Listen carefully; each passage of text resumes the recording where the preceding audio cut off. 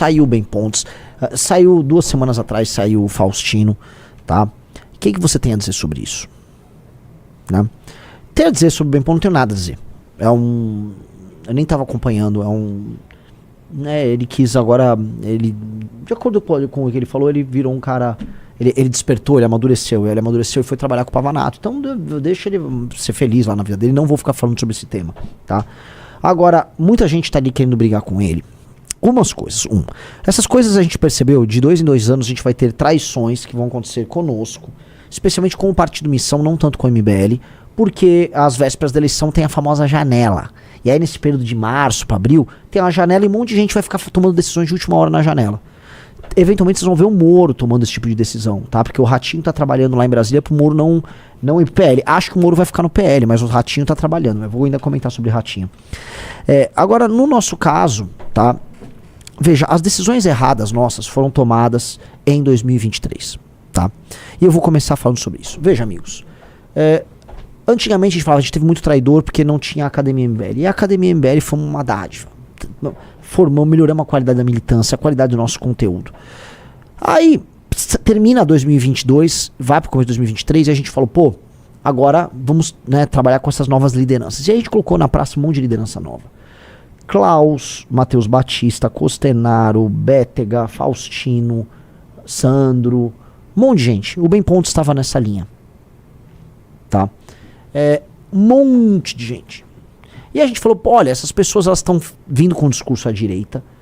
E essas pessoas são um time, leem revista Valete. O que aconteceu? Tá? O erro foi contratado em 23. E as consequências a gente tá vendo aqui até 2026. De 23 pra cá, um a um foi saindo.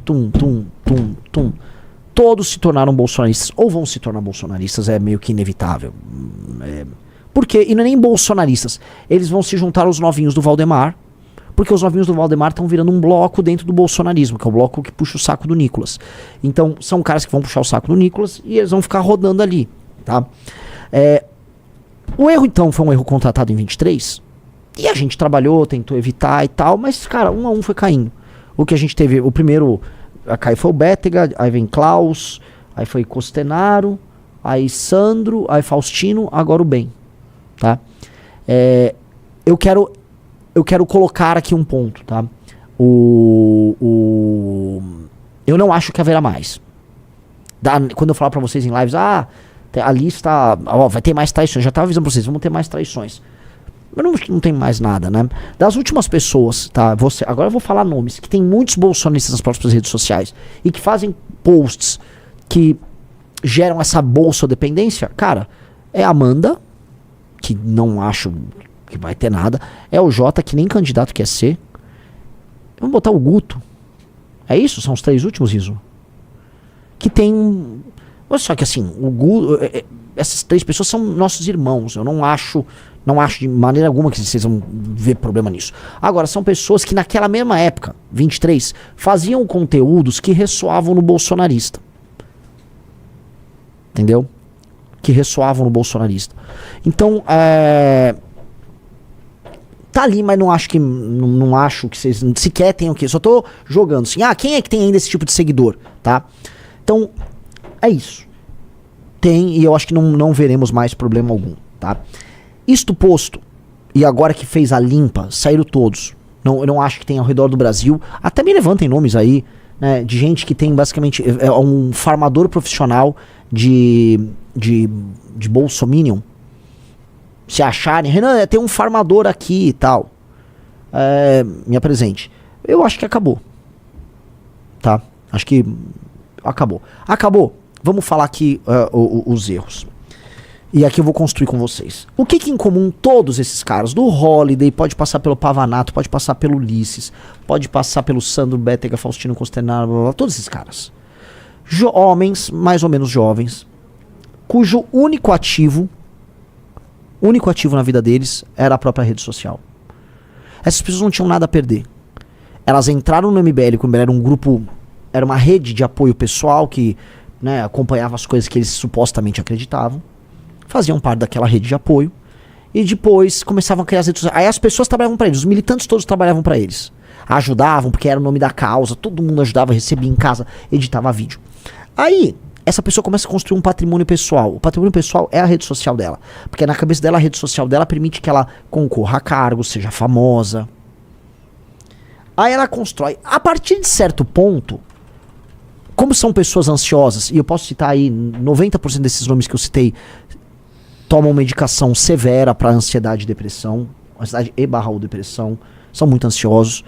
Essas pessoas, elas começam a ver que nós somos um estorvo pro crescimento delas.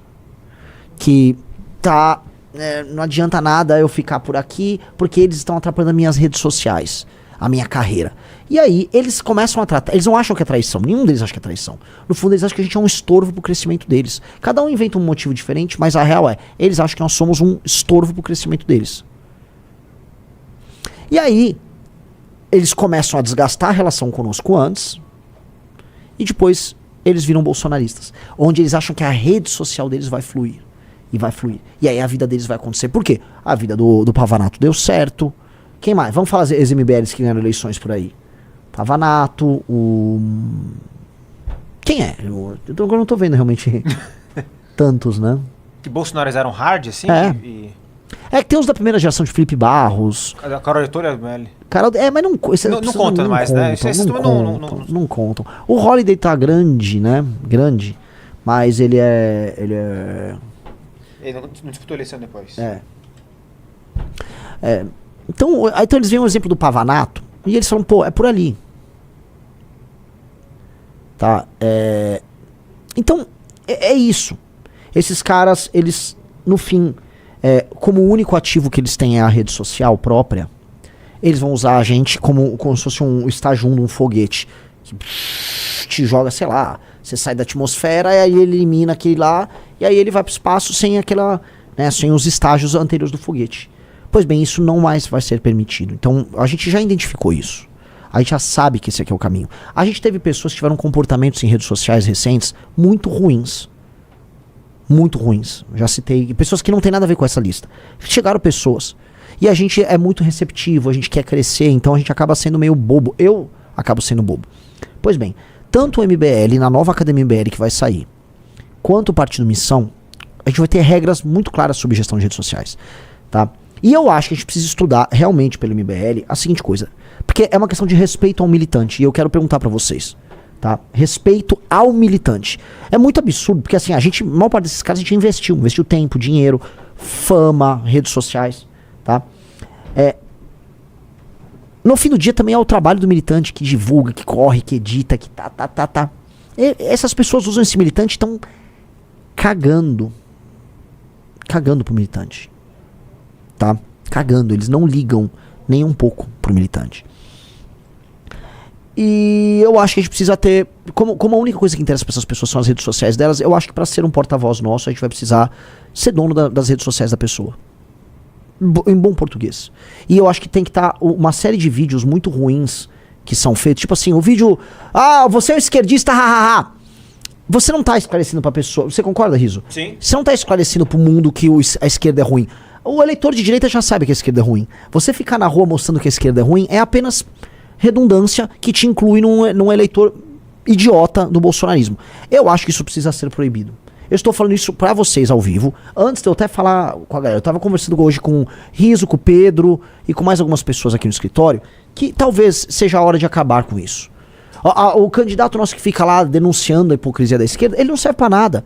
Ele vai ter o mesmo destino de todos esses caras. Aí um cara falou, não tem como controlar isso. Vai ter como controlar. A gente vai ter que criar uma burocracia interna, porque eu acho que o nosso tipo de conteúdo tem que ser um conteúdo socialmente útil. A rede social tem que atender a um fim social. E o fim social de um porta-voz nosso definitivamente não pode ser crescer e depois virar bolsonarista. Definitivamente. Então eu acho que terminou a era desses caras do Bem Pontos, foi o último. E acho que foi bom que saiu. Não tá saindo com briga. Quer dizer, nunca vai atacar a gente em algum momento, como todos fazem, tá? Mas é bom que seja feliz. Eu não vou falar dele, isso aqui não é sobre ele. Isso aqui é um erro nosso. Nós geramos esse erro. Eu, Guto, Kim, Amanda, Riso, nós geramos esse erro. E acabou agora a hora de fazer a risca. Fazer a risca. Então, nós precisamos ter Olha, o conteúdo do nosso porta-voz tem que ser socialmente útil. Aí eu vou dar um exemplo.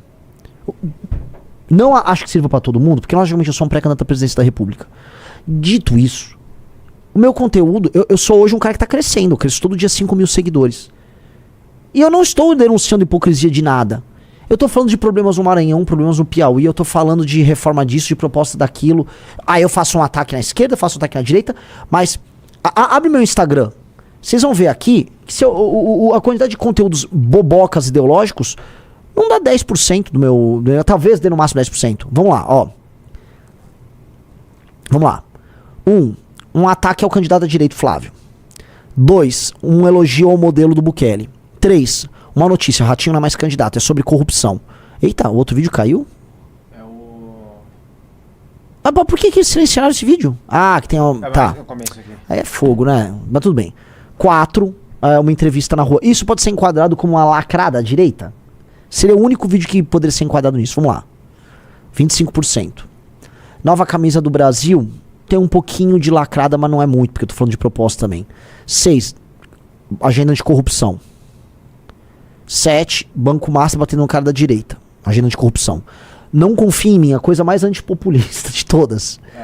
Vamos pra cima do crime organizado, e isso aqui é sobre Master também. Não tá incluso lacrada, não tá incluso lacrada. Foto de manifestação.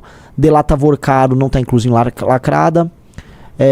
Ponte no Maranhão não é lacrada. Wesley Safadão e corrupção não é lacrada. Ele é inclusive de direito, Wesley Safadão. Caminhoneiros podem parar o Brasil não é lacrada, é proposta pros caminhoneiros. Quero o fim da CLT não é lacrada. Então, eu tô crescendo sem precisar fazer isso. E muitas outras pessoas estão crescendo. O Bertolucci saiu de 15, 20 mil seguidores pra o quê? Quase 200 mil? Nem sei quantos Bertolucci tem. Por aí já. Cara, falando do escândalo do Banco Master e arrumando briga com o Ratinho. Olha só, um perfil mandou aí. Discordo. As redes sociais é uma das ferramentas de poder do parlamentar. E esse controle invade a confiança e a liberdade dos colaboradores. Tem que conviver com os problemas bons. Não, cara, tudo que eu tô falando pra você não é isso, a cabeça. Não é que seu perfil chama a cabeça do Bolsonaro. Não tem sentido isso. Se sua rede social é uma rede social em que você vai ficar basicamente acenando pra um eleitor de maneira acrítica, você não tem função, você é só um influencer. Eu tô falando que não dá pra ter influencer de direita. Eu acho que vale a pena controlar.